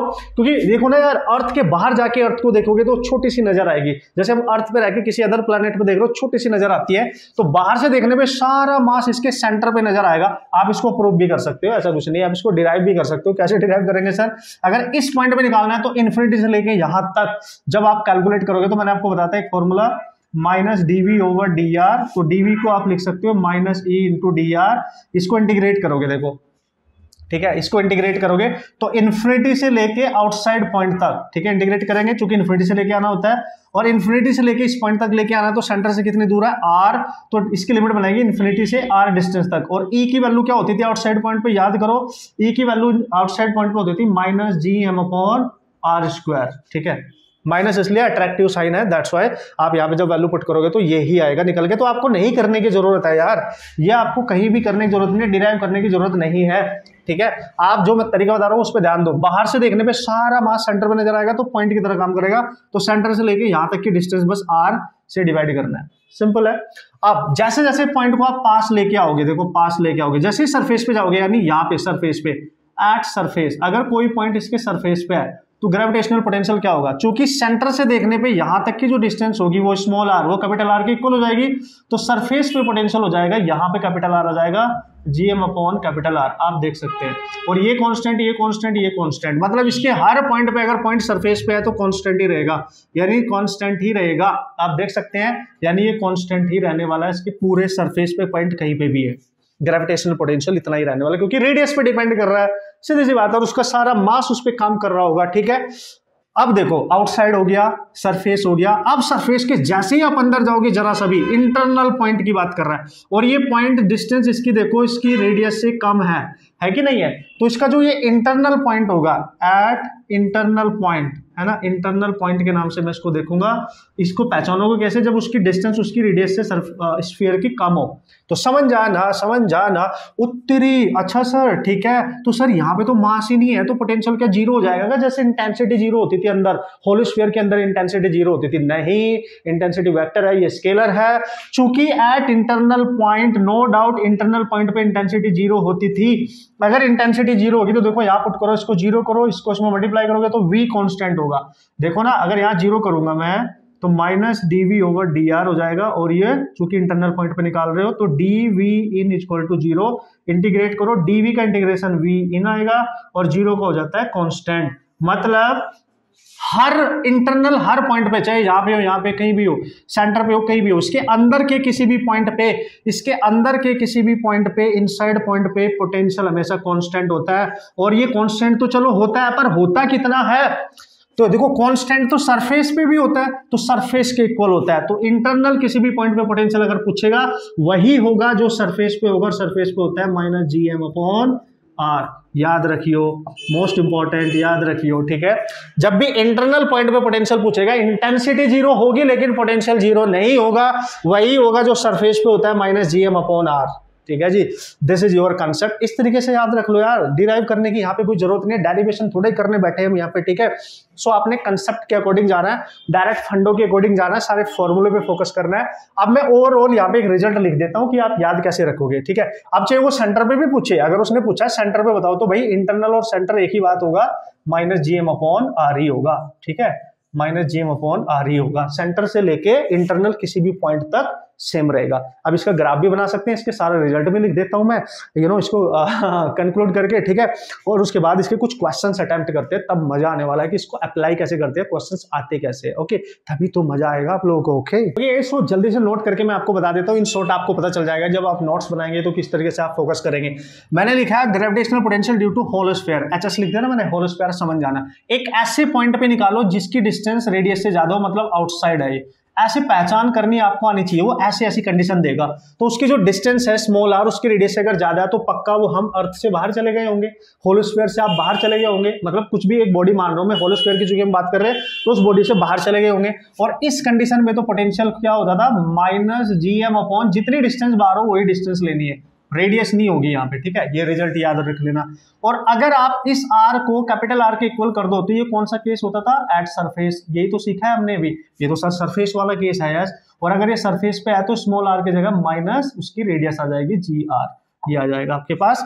और अगर सर वो इनसाइड की बात करें, at r less than capital R, तो जब रेडियस ज्यादा हो और डिस्टेंस कम हो तो मतलब इनसाइड वाला केस है, तो ये इनसाइड वाला केस है, ठीक है। इनसाइड वाले केस में पोटेंशियल हमेशा वही होता है जो सरफेस पे है, -gm/r, अभी यही सीखा है, यही तो सीखा है हमने, ठीक है। तो ये सारे रिजल्ट आपके दिलो दिमाग में हमेशा होने चाहिए। ग्राफ बनाना है, नो प्रॉब्लम गाइस, ये हो गया डिस्टेंस, ये हो गया पोटेंशियल। आप देखो, अगर आप ध्यान से देखो, सेंटर से लेके सरफेस अंदर तक एज वेल एज सरफेस तक पोटेंशियल सेम है, सेंटर से लेके सरफेस तक पोटेंशियल सेम है। यानी कितना है सर, नेगेटिव में, तो नेगेटिव से ग्राफ स्टार्ट करना है, यहाँ पे -gm/r है, ठीक है। और ये कहां तक जाएगा, सीधा कांस्टेंट जब तक चलता रहेगा, कांस्टेंट लाइन चलेगी क्योंकि ये कांस्टेंट है ना, चेंज नहीं होगा। और कहां तक चेंज जा रहा है, ये इंटरनल पॉइंट से लेके, यानी देखो 0 से लेके यहां तक, जब r इक्वल टू हो जाएगा r, उसके बाद जैसे ही आप बाहर निकलोगे तो आपको आउटसाइड पॉइंट में पोटेंशियल है -gm/r, ये आउटसाइड, तो यानी potential inversely proportional to small r, यानी हाइपरबोलिक टाइप का फंक्शन बनेगा और इस तरीके से जाएगा। तो ये ग्राफ याद रखना, नेगेटिव रीजन में ये बनेगा। वैसे इंटेंसिटी वाले ग्राफ भी आप नेगेटिव रीजन में बना सकते हो, इसका मैग्नीट्यूड लेना है तो ऊपर बन जाएगा ऐसे। अगर इसका मैग्नीट्यूड बनाना है तो ऐसे बनेगा। ये ग्राफ है इसके मैग्नीट्यूड के लिए अगर मैग्नीट्यूड बनाना है, अदरवाइज एक्चुअल ग्राफ ये है, समझ गए आप। इस तरीके से आप याद रखेंगे। तो graph banana that is not a typical job, आपको रिजल्ट पता होनी चाहिए, उनके अकॉर्डिंग आपको ड्रॉ करना आना चाहिए, समझ गए। और इंडिविजुअल प्रॉपर्टीज आपको पता होनी चाहिए।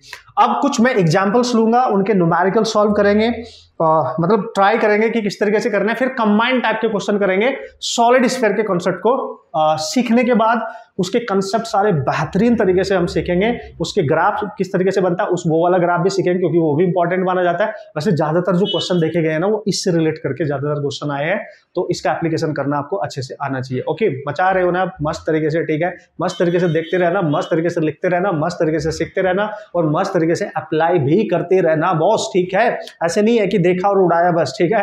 ये तभी काम आएगा जब इसको आप एप्लीकेशन करोगे, तुरंत जाके न्यूमेरिकल सॉल्व करोगे, ढूंढ के मारोगे। यानी हम गुंडों से तभी बच सकते हैं जब उनको ढूंढ के मारेंगे, छिपेंगे तो भाई वो हमें ढूंढ के मार देंगे, ठीक है। यही है हमारा मेन जो रूल है बॉस, एग्जाम को क्रैक करने का। उड़ा दूं अब इसको हटा देता हूं। ओके, इसको कुछ क्वेश्चन कर लेते हैं। जो भी कंसेप्ट हमने सीखा उस पर डिपेंडेंट क्वेश्चंस को आप कैसे सॉल्व कर सकते हो इजीली। अब कॉन्सेप्ट आपने सीख लिया, हाउ टू अप्लाई, बस वो आपने सीखना है, तो मजा आ जाएगा। फिर हर टाइप के क्वेश्चन आप सॉल्व करने के लिए एबल हो जाएंगे। Okay, so here is the question आपके सामने है, जल्दी से उसको देख लो, उसको पढ़ लो, और मस्त तरीके से फिर देखते हैं कि किस तरीके से हमने इसको क्रैक करना है, इसको सॉल्व करना है। ओके, क्वेश्चन में बोला है कि पार्टिकल ऑफ मास m, बहुत ध्यान से पढ़ना, बहुत ध्यान से सिचुएशन को अंडरस्टैंड करना, क्योंकि हो सकता है कभी कभी क्वेश्चन बहुत इजी होता है, फिर भी हमें वो फंसा के चला जाए, ठीक है। इजी ही हमें फंसाता है, वहीं पे हम सिल मिस्टेक कर जाते हैं, ठीक है।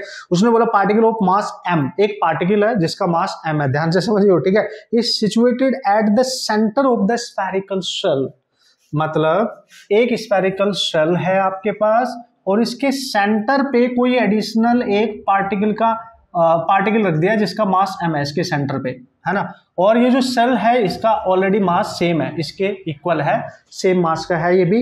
ओके, सेम मास है, और रेडियस जो है सेल की, जो रेडियस है इसकी वो है a, ठीक है। और इसके सेंटर पे एक पार्टिकल रखा हुआ है, ध्यान से समझना, एक पार्टिकल रखा हुआ है सेंटर पे, मतलब इस सेल के अंदर एक एडिशनल मास पार्टिकल फॉर्म में आपने रख दिया है, ठीक है। ऐसे बोल रहा है the magnitude of gravitational potential at a point at a distance a/2 from the centre, ध्यान से समझो। उसने बोला सेंटर से एक पॉइंट P पर जिसकी डिस्टेंस यहां से इस पॉइंट की डिस्टेंस सेंटर से दे रखी है रेडियस की हाफ, यहां पे P पॉइंट पर आपने पोटेंशियल बताना है, मैग्नीट्यूड बताना है, उस ग्रेविटेशनल पोटेंशियल का मैग्नीट्यूड बताना है। तो एक अच्छा स्पेशल क्वेश्चन बनके तैयार हो गया। अगर इसके सेंटर पे ना होता, ध्यान से समझो, अगर ऐसे होता, इसको सॉल्व करने से पहले आपको थोड़ा याद दिला दूं, तो इसकी रेडियस सपोज करो r दे रखी है, इसका मास सपोज करो m दे रखा है, ठीक है। और अगर केवल ये एक सेल है, मतलब एक होलो स्फीयर है, उसके सेंटर पे कोई एडिशनल पार्टिकल मास नहीं है, तो इसके अंदर के किसी भी पॉइंट पे पोटेंशियल अभी सीखा था वही होता है जो इसके सरफेस पे होता है कि नहीं। मतलब ये किसकी वजह से होता है, सेल की वजह से, ठीक है। इसके अंदर के मान लिया पॉइंट P पे निकालना है, ये तब है जब केवल सेल है और उसके अंदर कोई एडिशनल मास नहीं है। अब ध्यान से देखो उसमें क्या पूछा है कि भाई सेंटर पे भी एक पार्टिकल रखा हुआ है जिसका मास m है, और सेंटर से एक ऐसी डिस्टेंस लो जो रेडियस से हाफ हो। मतलब ये कौन सा केस है, इंटरनल वाला, ये तो इंटरनल वाला केस है, इंटरनल पॉइंट है ये। क्यों ऐसा रही इंटरनल पॉइंट, क्योंकि a/2 a से कम है, मतलब इसकी डिस्टेंस रेडियस से कम है, और ये डिस्टेंस की वैल्यू दे भी रखी है तुम्हें a/2। और याद करो इस इंटरनल पॉइंट पे जो पोटेंशियल हमें निकालना है P पॉइंट पे जो पोटेंशियल निकालना है, अगर केवल सेल होता तो सरफेस वाला ले लेते सेल की वजह से, प्लस चूंकि इसके सेंटर पे एडिशनली एक पार्टिकल रखा तो पार्टिकल वाला भी लेंगे, due to the particle which is kept it centre, उसका पोटेंशियल भी लेंगे, ठीक है, उसका पोटेंशियल भी लेंगे। समझ गए होंगे आप कहानी क्या है, ये अकेला खाली है, ठीक है। तो P पॉइंट पे दो पोटेंशियल होंगे, एक सेल की वजह से होगा -gm अपॉन उसकी रेडियस, ठीक है, क्योंकि उसके सरफेस पे और के अंदर के किसी भी पॉइंट पे वही होता है जो उसके सरफेस पे है। अब पार्टिकल की वजह से लेते हैं, प्लस पार्टिकल की वजह से कैसे निकालेंगे, पार्टिकल तो एक पॉइंट मास होता है, उसकी वजह से तो -gm अपॉन r होता है, r is the distance from the centre, तो मैं लिखूंगा -g, उसका मास भी m है, r उसकी जो डिस्टेंस दे रखी है सेंटर से वो a/2 है, यहाँ पुट कर देना, तो देख सकते हो -gm upon a -gm upon r की वैल्यू है a/2, 2 पर जाएगा तो 2 और 1 ये 3 -3gm अपॉन a, ये आ गया आपका फाइनल आंसर। मतलब इस पॉइंट P पर जो फाइनल पोटेंशियल होगा -3gm अपॉन a के इक्वल होगा, और ये दोनों की वजह से है, सेल की वजह से भी और इस पार्टिकल की वजह से भी। कूल ना, देख सकते हो आप, इस तरीके के क्वेश्चन आपके एग्जाम में पूछा गया, कहीं एक दो बार पूछा गया है, तो आप आराम से सॉल्व कर सकते हैं। मैं इसको सॉल्व करना नहीं आपको बता रहा हूं, मैं आपको बता रहा हूं कंसेप्ट को यूज कैसे करना है क्वेश्चन को सॉल्व करने के लिए, वो तो आप कहीं से कर ही लेंगे फिर, नो प्रॉब्लम। बस आप पहले टेक्निक सीखो कि क्वेश्चन को डील कैसे करते हैं, हैंडल कैसे करते हैं। ओके यार, कुछ और एग्जांपल्स मैं आपको ले लेता हूं, आपके लिए उनको भी सॉल्व करने का हम ट्राई करेंगे कि किस तरीके से क्वेश्चन आएंगे और किस तरीके से आप सॉल्व कर सकते हैं, और डिफरेंट टाइप से क्वेश्चन कैसे पूछा जा सकता है। उसने बोला यहाँ पे एक होलोस्फीयर है, ठीक है, जिसकी जो रेडियस दे रखी है होलोस्फीयर की वो a दे रखी है, और इसको एक बड़े वाले होलोस्फीयर के अंदर रखा गया है, ऐसे मान लो, और इसकी जो रेडियस है वो 2a है, ठीक है, इसका मास m मान लो और इसका मास 3m या 2m, जो भी मानना है वो मान सकते हो आप, नो प्रॉब्लम, ठीक है भाई। तो they are two hollow concentric hollow spheres है, बोथ आर होलोस्फीयर, ठीक है, दोनों होलो है, कॉन्सेंट्रिक है, दोनों का सेंटर सेम है। आप ध्यान से देख सकते हो, पहले वाले की जो रेडियस है a है और दूसरे वाले की जो रेडियस है वो 2a, इसका मास m है, इसका 3m है, या कुछ भी ले सकता है यार, उसकी मर्जी है, मास वो कुछ भी, किसी का भी कुछ भी ले सकता है। मैं आपको बस बता रहा हूं कि क्वेश्चन और कैसे आ सकता है, ठीक है। अब ध्यान से समझना बॉस, ठीक है। अब आपसे पूछा जाएगा कि कैलकुलेट द, आपसे पूछेगा एक पॉइंट मैंने इसके अंदर मान लिया यहाँ पे P1, ठीक है, एक पॉइंट मैंने कहीं यहाँ पे मान लिया दैट इज P2, और एक पॉइंट मैंने कहीं बाहर मान लिया दैट इज P3, ऐसे मान लो, ठीक है।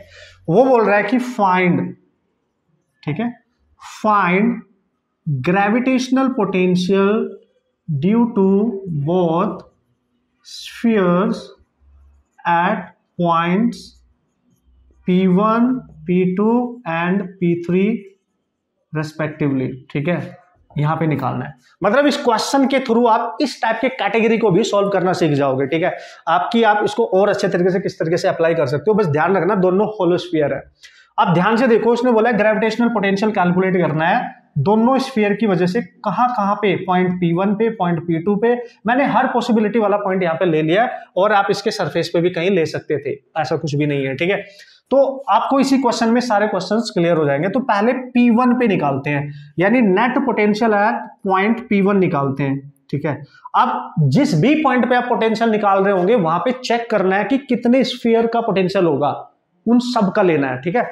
फिर ये देखना है वो पॉइंट की लोकेशन क्या है मेरी बातों को ध्यान से सुनना बॉस, ये देखना है उस पॉइंट की लोकेशन क्या है, मतलब किस स्फीयर के वो अंदर है या सरफेस पे है या उससे बाहर है, और किसके बाहर या अंदर, मतलब ये देखना है। तो मैंने देखा यार पॉइंट P की लोकेशन को देखा, पॉइंट P पहले वाले के अंदर है, ठीक है, मतलब पॉइंट P जो है ये फर्स्ट स्फीयर के अंदर है, और ये स्फीयर ऑलरेडी सेकंड वाले के अंदर है, तो ये दोनों के ही अंदर है। आप ऐसे देखो, अगर मैं ये वाले स्फीयर को हटा दूं तो पॉइंट P सेकंड वाले के तो अंदर ऑलरेडी रहेगा ही रहेगा, तो ये अंदर वाले के भी अंदर है और बाहर वाले के भी इनसाइड है, मतलब यहाँ पे, तो ये दोनों के लिए इंटरनल का काम करेगा। तो पॉइंट P एक इंटरनल का काम कर रहा है, इंटरनल पॉइंट का काम कर रहा है दोनों के लिए। तो फर्स्ट स्फीयर के लिए भी इंटरनल है, ऐसे लिख रहा हूं जिससे आपको याद रहे, प्लस सेकंड स्फीयर के लिए भी इंटरनल है। एक बार ये पता चल गया तो रिजल्ट डायरेक्ट यूज करके you can solve the problem, बहुत बेहतरीन तरीका है बॉस, ठीक है। अब देखो, जब अंदर वाले के लिए इंटरनल है और अंदर वाले के जो सरफेस पे होगा वही इंटरनल पे होगा, तो इसके लिए जो फर्स्ट स्फीयर है उसका भी सरफेस वाला, और ये पॉइंट बड़े वाले के ऑलरेडी अंदर रहेगा तो उसके जो सरफेस पे होगा उसका सेकंड वाले का उसका भी यही लेंगे, ठीक है जी। तो हम क्या लिखेंगे, अंदर वाले का सरफेस पे क्या होगा, उसका मास उसकी radius minus G M upon a, बाहर वाले का क्या होगा सरफेस पे, उसका मास 3m और उसकी रेडियस दैट इज 2a। तो नेट पॉइंट P1 पे पोटेंशियल इस तरीके से आप निकाल सकते हैं, जो भी आएगा मतलब 2a इसका एलसीएम ले लो, माइनस जीएम ना पहले कॉमन ले लो, अंदर बचेगा 1a भी आ जाएगा कॉमन, 1 बचेगा प्लस 1/3/2 बचेगा, ठीक है जी। तो ये बच जाएगा आपके पास 2 to 5 minus 5 GM upon 2a and this is your gravitational potential at point P1। I think clear हुआ होगा आपको, मैं बहुत आराम से प्यार से बात कर रहा हूं आप लोगों के साथ, बता रहा हूं कि कैसे हैंडल करते हैं सिचुएशन को, कैसे देखना होता है। तो चूंकि P1 की लोकेशन इनसाइड स्फीयर के लिए भी अंदर है, इनसाइड है, और ऑलरेडी इसके अंदर है तो उसके लिए तो हो गई। अब P2 पे चलो, P2 जो पॉइंट है उसकी लोकेशन देखो, P2 इस फर्स्ट स्फीयर से तो बाहर हो गया, मतलब इसकी डिस्टेंस ये कुछ हो जाएगी, फर्स्ट स्फीयर से बाहर हो गया आप देख सकते हो, लेकिन P2 सेकंड के अभी भी अंदर है। तो P2 के बारे में हमने लिखा कि आउटसाइड है of first sphere but inside है, ठीक है, इनसाइड ऑफ, ठीक है, सेकंड स्फीयर, सेकंड के इनसाइड है। इसी के अकॉर्डिंग रिजल्ट यूज कर लेंगे डायरेक्ट। तो जो मैं सेकंड पॉइंट के लिए पोटेंशियल निकालूंगा तो पहले के लिए है आउटसाइड और सेकंड वाले के लिए है इनसाइड, अभी भी सेकंड वाले के लिए तो ये इनसाइड है, बस हो गया काम। तो जो फर्स्ट वाले की बात करोगे आप, इससे बाहर कितनी डिस्टेंस पे है, वो डिस्टेंस कुछ ना कुछ या तो आपको गिवन होगी या यहाँ पे फिलहाल आप मान सकते हो R. Let's see R distance है, आप देख सकते हो यहाँ पे आर अंदर वाले की रेडियस से ज्यादा है, तो मैं लिखूंगा minus G M over R, ठीक है सर। और ये जो रेडियस, ये डिस्टेंस है, ये वट एवर जो भी होगी हमने आर ही मान के चल रहे हैं, और माइनस इसके लिए इनसाइड है जी इंटू 3m, उसके लिए इनसाइड है तो उसकी रेडियस आर। बस यहीं पे आप आंसर कर देंगे, अगर आर गिवन होगी तो पुट कर देना, मैं आपको सिखा रहा हूं कि यूज कैसे करते हैं, ठीक है बॉस। तो आप क्लियरली देख सकते हो, लोकेशन फाइंड करो, रिजल्ट याद रखो, तुरंत आंसर आप करके आ सकते हो, नो प्रॉब्लम। अब देखो थर्ड वाला पॉइंट दोनों से बाहर है, तो इससे भी बाहर है और सेकंड वाले से बाहर है, तो दोनों के लिए ये आउटसाइड का काम करेगा, यानी ये पॉइंट दोनों के लिए आउटसाइड है।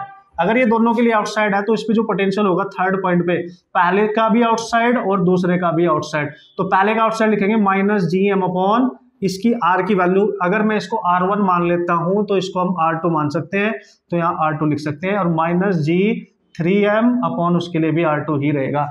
R2 जो भी गिवन होगी आप पुट कर देना, आंसर कर लेना, जो भी करना है। तो this is how you can solve this type of problem as well. तो ऐसे क्वेश्चंस अगर आए तो आराम से आप हैंडल कर सकते हैं। मैं तरीका आपको बता दें कि किस तरीके से क्वेश्चन को डील करना है, और मस्त तरीके से आप क्वेश्चन को फोड़ के आ सकते हो। समझ गए ना बॉस, किस तरीके से क्वेश्चन आएंगे और किस तरीके से क्वेश्चन को आप सॉल्व कर सकते हो। कूल ना, okay guys, so this is the last case and gravitational potential हम यहाँ पे देखने वाले हैं ड्यू टू सॉलिड स्फीयर। अगर हमारे पास एक सॉलिड स्फीयर है तो उसकी वजह से ग्रेविटेशनल पोटेंशियल आप डिफरेंट पॉइंट पे किस तरीके से कैलकुलेट कर सकते हो। तो जैसे कि मैंने आपको बताया था, outside point as well as the surface पे पोटेंशियल कभी चेंज नहीं होगा, चाहे हॉलो स्फीयर हो चाहे सॉलिड स्फीयर हो, नो प्रॉब्लम। इंटरनल पॉइंट पे चेंज होगा ऑब्वियसली, ठीक है। चलो चेक कर लेते हैं boss. This is your solid sphere, कुछ अजीब सा बन गया, ठीक बना है। तो ये बन गया आपका एक सॉलिड स्फीयर है, आप इसको ऐसे इमेजिन करो। और आपने बिल्कुल याद रखनी है चीजें, है ना, बहुत डिटेल एनालिसिस में आपको जाने की जरूरत नहीं है। ये आपका सेंटर हो गया, और इस सेंटर अगर ये हो गया तो उसकी रेडियस को आप आर मान लो, इसका मास आप एम मान लो। एक पॉइंट कंसिडर कर लो इंटरनली, एक कर लो सरफेस पे, और एक पॉइंट कर लो आउटसाइड। तो जो आउटसाइड पॉइंट है ये वाला आउटसाइड, इसकी लोकेशन कैसे पता चलेगी भाई, आउटसाइड वाला पॉइंट है, क्योंकि सेंटर से लेके इसकी जो डिस्टेंस होगी यहाँ तक, सेंटर से लेके वो इसकी रेडियस से ज्यादा होगी, इसलिए यहाँ पोटेंशियल हमेशा रहेगा माइनस इसका टोटल मास और इसकी डिस्टेंस। ये चेंज नहीं होगा, चाहे इंटीग्रेट करो, चाहे इसको डिराइव करो, कुछ भी करो, ऐसे ही सीखो आप, ठीक है। क्योंकि बाहर से देखने पे सारा मास सेंटर पे नजर आएगा तो पॉइंट की तरह काम करेगा। जैसे आप सरफेस पे आके बैठोगे तो यहां से यहां तक की जो डिस्टेंस है सरफेस पे, इसको बोलेंगे एट सरफेस, ठीक है जी। सरफेस पे आर कैपिटल आर के इक्वल हो जाती है, इसलिए यहाँ पे जो पोटेंशियल हो जाएगा, यहाँ पे बस कैपिटल आर ले लेना, यानी रेडियस ले लेना, बस हो गया। अब जो मुद्दे की बात आती है वो आती है दोस्तों इंटरनल पॉइंट, ये वाला। क्योंकि ये पॉइंट की जो डिस्टेंस है वो रेडियस से कम है, इसलिए इसको इंटरनल पॉइंट का नाम दिया गया है। ये जो भी पॉइंट होगा, इसको अगर आप पॉइंट ए मान रहे हो, इसको पॉइंट बी मान रहे हो, तो इसको सी पॉइंट मानो, this is your internal point. तो ये है आपका इंटरनल पॉइंट। ठीक है, अब आपको धीरे धीरे सारी चीजें समझ में आ रही होंगी। इंटरनल पॉइंट को डिसाइड करना है when r is less than radius, जब ये डिस्टेंस सेंटर से पॉइंट की रेडियस से कम आए तो वो इंटरनली ही कहीं ना कहीं होगा। ठीक है बॉस, ठीक है। All the distance we have to measure from the centre, ये आपको क्लियर है। अब याद करो इंटरनल पॉइंट पे, एज वी नो दैट, अगर आप ध्यान से समझो, इंटरनल पॉइंट पे जो इंटेंसिटी होती थी, ग्रेविटेशनल फील्ड इंटेंसिटी होती थी, वो होती थी GMR ओवर R क्यूब। अगर इसको हम माइनस के साथ ले, मतलब ये टुवर्ड्स द सेंटर, ये होती थी। और ये इंटरनल इंटेंसिटी डिस्टेंस की पावर 1 पे डिपेंड करती थी, याद करो। ठीक है, ये सारी वैल्यू कांस्टेंट है, डिस्टेंस की पावर 1 पे डिपेंड करती थी। तो इसकी हेल्प से आप डिराइव कर सकते हो, निकाल सकते हो। कैसे सर? आपको बताया E इक्वल टू, मैंने बताया था dV अपॉन dr, और यहां से dV निकाला जा सकता है minus E into dr। Integrate करके, इंटीग्रेट कैसे करोगे? सरफेस से लेके अंदर तक आना है, सरफेस तक की डिस्टेंस है, सरफेस पे पोटेंशियल होगा Vs, और इस पॉइंट पे जहां पे निकालना है इंटरनल पॉइंट पे होगा Vi, और डिस्टेंस सरफेस पे r तक होगी और एक पॉइंट तक स्मॉल r तक होगी। ये तो बन जाती है इसकी लिमिट्स। चूंकि आप देखो ना, इंटरनल पॉइंट है और मास यहां तक है, तो सरफेस से लेके पॉइंट तक आना होता है, सरफेस से पॉइंट तक। तो सेंटर से सरफेस तक की डिस्टेंस टोटल r रेडियस के इक्वल है, और इस सेंटर से इस पॉइंट तक की डिस्टेंस स्मॉल r, ये बन गई लिमिट। और चूंकि सरफेस से आ रहे हो तो सरफेस के पोटेंशियल की first limit and the last limit जहां पे निकालना है। E की वैल्यू ये रही, ये पुट कर देना, इंटीग्रेट कर देना, आपका आंसर आ जाएगा। इंटीग्रेट करके इंटरनल पॉइंट पे जो पोटेंशियल आएगा आपने याद रखना है, minus GM upon 2r cube into 3r square minus small r square. ये फॉर्मूला ग्रेविटेशन में, सारे फॉर्मूले ग्रेविटेशन के इलेक्ट्रोस्टैटिक में भी एज इट इज यूज होंगे। बस वहां पे क्या जाएगा, g की जगह उसका कांस्टेंट क्या होता था, k, और q 2r क्यूब, बाकी सब एज इट इज रहने वाला है। यहां हम माइनस लेते हैं, वहां हम प्लस ही लेके चलेंगे। ठीक है, ग्रेविटेशन पोटेंशियल हमेशा नेगेटिव होता है। So you just put the value of this distance, this is the varying distance, यही तो वेरिंग है, यही तो वेरी करेगी, वेरिंग डिस्टेंस। इसकी वैल्यू पुट करते जाओ और अंदर के किसी भी डिफरेंट पॉइंट पे पोटेंशियल निकालते जाओ। बाकी ये सब कांस्टेंट है, GM रेडियस, ये रेडियस, इसकी वैल्यू पुटअप करनी होती है बस। This is the result. यहां से इंटीग्रेट करने के बाद ये आएगा, आपको करने की जरूरत नहीं है। हाँ, तरीका मैं बता रहा हूँ, अगर कभी मन करे तो कर लेना। ठीक है, तो ये तरीका होता है बनाने का। अब इसका यूज कैसे करना है न्यूमेरिकल करने के लिए, वो बता देता हूं। ठीक है, अब आप बोलोगे यार सर अगर ये इंटरनल पॉइंट इसका सेंटर ही होता तो अगर मैं ध्यान से देखूं, एट सेंटर, अगर दोस्तों सेंटर होता है, सेंटर का मतलब डिस्टेंस सेंटर से ही ले रहे स्मॉल r, तो r तो जीरो हो जाएगी सेंटर पे। और अगर r जीरो होगी, पूरा फैक्टर जीरो, तो जीरो, जब ये पूरा जीरो हो जाएगा तो r स्क्वायर से एक r स्क्वायर कैंसिल, तो सेंटर पे पोटेंशियल आएगा -3/2 GM, ये r स्क्वायर, एक r नीचे बचेगा, डिवाइड में r, ये बचेगा सेंटर पे potential, gravitational potential at centre. Very important, result direct पूछा जा सकता है, इस पे क्वेश्चन ऑलरेडी मेंस वगैरह में पूछे गए हैं। ठीक है, सो दिस इज इंपॉर्टेंट रिजल्ट। अगर आप थोड़ा सा ध्यान से देख पा रहे होंगे, इस रिजल्ट को, सेंटर वाले को आप लिख सकते हो, इसको लिख सकते हो 3/2 इंटू माइनस इसके साथ ले जाओ GM अपॉन R, और आप देख सकते हो दोस्तों ये जो वैल्यू है ये तो कांस्टेंट पोटेंशियल की वैल्यू है, G भी कांस्टेंट, M भी कांस्टेंट, रेडिया भी, और कांस्टेंट तो सरफेस पे होता है, तो सरफेस वाली है, देखो surface minus GM upon capital R। मतलब सेंटर पे जो पोटेंशियल होता है, अगर ये 3/2 है तो 3/2 टाइम्स होता है सरफेस वाले पोटेंशियल से। यानी अगर आपसे कोई पूछे, मोस्ट इंपॉर्टेंट बताओ, पोटेंशियल सॉलिड स्फीयर के केस में, जैसे हमारी अर्थ है, उसके केस में कहां ज्यादा पोटेंशियल होगा, तो सेंटर पे पोटेंशियल ज्यादा होगा। सरफेस से भी देखो 1.5 गुना, यानी 1.5 टाइम्स, सरफेस से भी 1.5 टाइम्स ज्यादा है। तो ध्यान से समझना है ना, जैसे जैसे आप सरफेस से बाहर जाओगे घटता जाएगा, सेंटर की तरफ क्या होगे, बढ़ता जाएगा। सेंटर पे मैक्सिमम होता है ग्रेविटेशनल पोटेंशियल। ये रिजल्ट इंपॉर्टेंट है, ये आपसे पूछे जा सकते हैं, इस बात का ख्याल रखना। बाकी अगर आपसे पूछे कि किसी पर्टिकुलर डिस्टेंस पे बताओ, जैसे रेडियस r के इक्वल है तो सरफेस पे जाएगा, r से कम किसी भी डिस्टेंस पे इस फॉर्मूले का यूज करना है। r से कम किसी भी डिस्टेंस पे, जैसे आपसे बोल दे, तो अगर आपसे बोल दे at distance r equal to r/2 बोल दे, r/3 बोल दे, r/4 बोल दे, या r/2, r/3, ये सारी डिस्टेंस आप देख सकते हो रेडियस से कम है। तो इन सारी डिस्टेंस पे अगर पोटेंशियल निकालना है तो इसी फॉर्मूले का यूज करेंगे।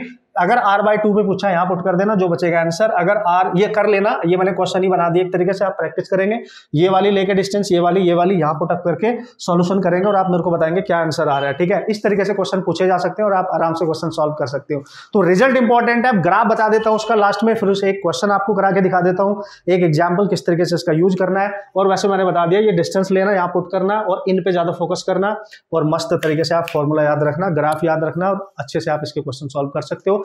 कौन बोलता है कि नहीं सॉल्व कर सकते हो? डेफिनेट सॉल्व कर सकते हो, बस मस्त तरीके से नोट्स बनाते रहना, उनकी प्रैक्टिस करते रहना, क्वेश्चन सॉल्व करते रहना। चले अब आगे बढ़े, ग्राफ पे चलते हैं ना, ग्राफ किस तरीके से डिजाइन करना है ये भी तो जरूरी है बॉस, ओके। और एक दो क्वेश्चन भी कर लेते हैं बॉस, ठीक है। ओके गाइस, सो ग्राफ जल्दी से मैं आपको बना के दिखा देता हूं कि ग्राफ कैसे बनना है इसका।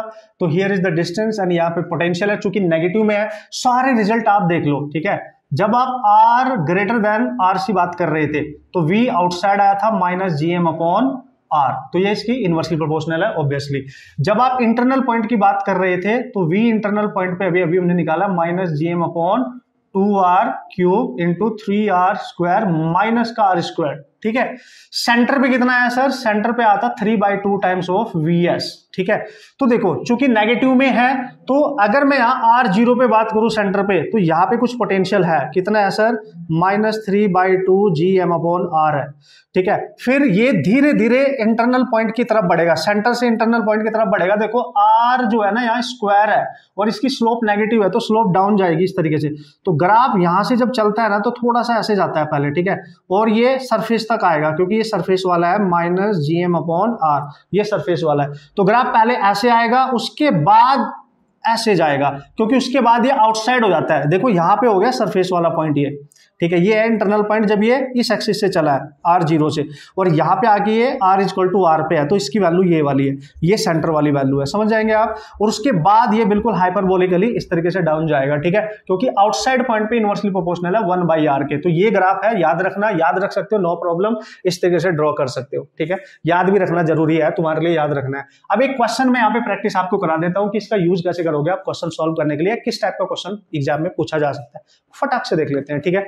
उसने बोला there is a solid sphere, okay, उसने बोला there is a solid sphere. अगर मैं यहाँ पे ध्यान से देखूं, एक सॉलिड स्फीयर है, सपोज करो, मतलब ऐसा क्वेश्चन डिजाइन किया जा सकता है, ऐसा क्वेश्चन बनाया जा सकता है, okay. So this is the solid sphere, जिसका जो मास है वो आपके सामने है, कुछ भी मान लेंगे, या एग्जाम में कोई भी मास आपको गिवन होगा, no problem. And this solid sphere is kept inside a hollow sphere, okay. So यार एक होलो स्फीयर के अंदर इसको रख देते हैं। तो आप बोलोगे यार सर ऐसा क्वेश्चन तो हमने अभी अभी किया है। नहीं नहीं नहीं, उसमें दोनों होलो स्फीयर थे, यहाँ पे सॉलिड को होलो के अंदर रखा गया है। कुछ भी क्वेश्चन दे सकते हैं ना, इसका मास m मान लो, इसका 2m मान लो, इसकी जो रेडियस है वो r मान लो, इसकी जो रेडियस है 2r मान लो। सपोज करो आपसे पूछा गया है कि इसके सरफेस पे पॉइंट A है और इसके सरफेस पे पॉइंट B है, तो पॉइंट A पे नेट पोटेंशियल बताओ, दोनों की वजह से पॉइंट B पे नेट पोटेंशियल बताओ। देखो भाई अब आराम से क्वेश्चन को किया जा सकता है, स्फीयर चाहे होलो हो सॉलिड हो, होलो है तो होलो का रिजल्ट यूज होगा, सॉलिड है तो सॉलिड का यूज होगा, ठीक है। और चूंकि दो है तो दोनों की वजह से उन पर्टिकुलर पॉइंट के लोकेशन चेक करके हम अप्लाई कर देंगे। चलो भाई अप्लाई करो। देखो तो सबसे पहले ए पॉइंट पे निकालते हैं, ए पॉइंट पे। तो ए पॉइंट जो है ये है सॉलिड स्फीयर और ये है होलो स्फीयर यानी स्फेरिकल सेल है। तो ए पॉइंट जो है वो सॉलिड के सरफेस पे है, तो ए पॉइंट जो है वो सॉलिड के तो सरफेस पे है, सॉलिड स्फीयर के सरफेस पे लिख दिया मैंने, ठीक है। प्लस ए पॉइंट होलो स्फीयर के तो अंदर ही है ना, क्योंकि सॉलिड तो होलो के अंदर है, तो यानी होलो के इनसाइड है, होलो की इनसाइड है, समझ गए आप। तो दोनों के रिजल्ट यूज कर लो। तो सॉलिड स्फीयर का सरफेस क्या होगा, होलो का और सॉलिड का सरफेस तो सेम ही रहता है, तो -g उसका मास, मास है m, उसकी रेडियस r, और चूंकि होलो वाला जो है, होलो वाला उसके तो अंदर है तो उसका मास क्या है 2m, उसकी रेडियस क्या है 2r, तो -g that is 2m/2r। Now you can see, ठीक है, क्योंकि भाई उसके अंदर है तो इनसाइड जो उसके सरफेस पे होगा ना, इसके सरफेस पे, वही इसके अंदर भी होगा, तो वही लिए हमने मास डिवाइड बाय रेडियस, तो ये हो गया कैंसिल। तो आप देख सकते हो -2gm/r। This is your answer at this point, this is your answer at this point. And similarly आप पॉइंट बी पे भी कैलकुलेट कर सकते हो। बस लोकेशन चेक करो boss, you just check out the location कि कहां पर है। सॉलिड स्फीयर के लिए लोकेशन क्या है बी की और होलो स्फीयर के लिए लोकेशन क्या है बी की, ये एक बार चेक कर ले, रिजल्ट यूज कर लिए तो उड़ा डालेंगे, ठीक है। कैसे सर, जो बी है ना, देखो इसके कॉमन सेंटर से बी जो है, इन दोनों के कॉमन सेंटर से बी बड़े वाले यानी होलो स्फीयर के सरफेस पे है, यानी होलो स्फीयर के तो सरफेस पे है, प्लस ये जो सॉलिड स्फीयर है ये तो केवल यहां तक है, उसके बाहर है, उसके आउटसाइड है, यानी सॉलिड स्फीयर के आउटसाइड है। ओ लिख दिया मैंने आउटसाइड, ध्यान से सुनते रहना, ठीक है। तो हम रिजल्ट यूज कर लेंगे। होलो के सरफेस पे है तो सरफेस वाला होता है कांस्टेंट जी, उसका मास अपॉन उसकी रेडियस, माइनस इसके आउटसाइड है तो सॉलिड वाले के आउटसाइड कितनी दूर है यहां से यहां तक, तो ये डिस्टेंस कितनी होगी, देखो इसकी रेडियस तो यहां से यहां तक r है, लेकिन यहां से यहां तक की डिस्टेंस कितनी है, 2r के इक्वल, जो बड़े वाले की रेडियस होगी। देखो ना यहां से यहां तक जो इसकी रेडियस होगी, तो इसकी जो r डिस्टेंस है वो इसकी 2r रेडियस के इक्वल हो जाएगी, यानी माइनस जी उसका मास अपॉन r, और r की वैल्यू उसकी 2r के इक्वल हो जाएगी। तो यहां पे आ गया minus 2 cancel, G M upon r minus G M upon 2r। तो नाउ गाइज यू कैन से यहां पे जो आंसर आएगा एलसीएम ले लो उसका 2, और 2 ऊपर जाएगा, minus 3/2 gm upon r, and I think this should be the answer at the point which one B, at point B, at point B, at point B, and this is how you can use this concept to solve the numerical problem। और भी different type के question बनते हैं, but मैंने आपको सिखाना था concept क्या है, किस तरीके से न्यूमेरिकल में यूज करते हैं। काफी प्रैक्टिस आप कर सकते हो, क्वेश्चन सॉल्व कर सकते हो, जहां पे आपको जिस टाइप के भी क्वेश्चन मिले आप आराम से सॉल्व कर सकते हो। बस लोकेशन का ध्यान रखना है, सबसे इंपॉर्टेंट होता है पॉइंट कहां पे है, कौन सा स्फीयर है, उसका रिजल्ट यूज करो according to the location of the point, और फटाक से आप उनको सबको ऐड करते जाओ, आपके आंसर बन जाएंगे, ठीक है। तो ये थे सारे कंसेप्ट आपके ग्रेविटेशनल पोटेंशियल से रिलेटेड। हर टाइप का कैटेगरी मैंने यहाँ पे देख लिया है, डिस्कस कर लिया है, हर टाइप का क्वेश्चन हमने यहाँ पे देख लिया दोस्तों। बाकी क्वेश्चन आपके पास जो भी होंगे उनको आप सॉल्व करेंगे, प्रैक्टिस करेंगे, मस्त तरीके से मचाएंगे। कोई भी डाउट फिर भी आता है क्वेश्चन सॉल्विंग में, आप मेरे से पूछेंगे फ्रिक्वेंटली। ओके, मिलेंगे नेक्स्ट वीडियो में ऑसम तरीके से, ऑसम वीडियो के साथ, ऑसम कॉन्सेप्ट के साथ। Okay, and all the best.